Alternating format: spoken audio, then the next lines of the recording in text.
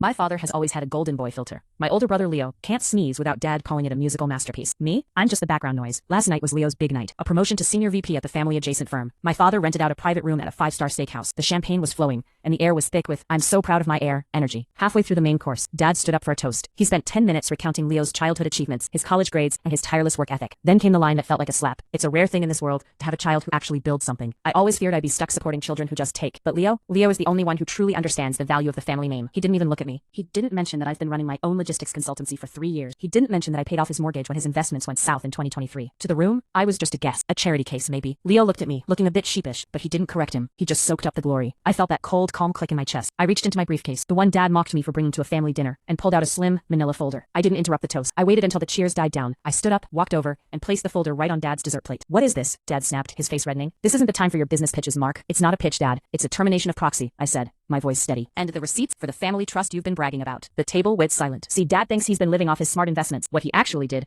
was sign over power of attorney to me when he was deep in debt and panicking 3 years ago. I spent 36 months quietly restructuring his mess, paying his taxes from my company's profits, and feeding his account so he wouldn't realize he was broke. I opened the file to the first page. Exhibit A, the $250,000 emergency infusion I made to save his house. Exhibit B, the legal proof that the family name he loves so much was currently being subsidized by the son he just called a taker. Exhibit C, the transfer of the POA back to him. Since Leo is the only one who understands the value of the family name, I said, looking him dead in the eye. I figured I should step back. As of 5 minutes ago, my funds are decoupled from your accounts. You're back in charge of your own empire. The color drained from his face as he scanned the numbers. He realized within seconds that without my monthly management, his lifestyle would collapse by midsummer.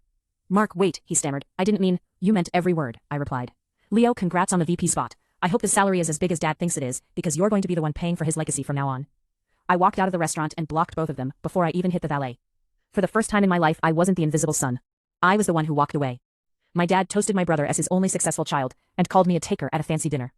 I handed him the legal files proving I've been secretly funding his entire life for years, withdrew my support, and left him to figure out his own finances.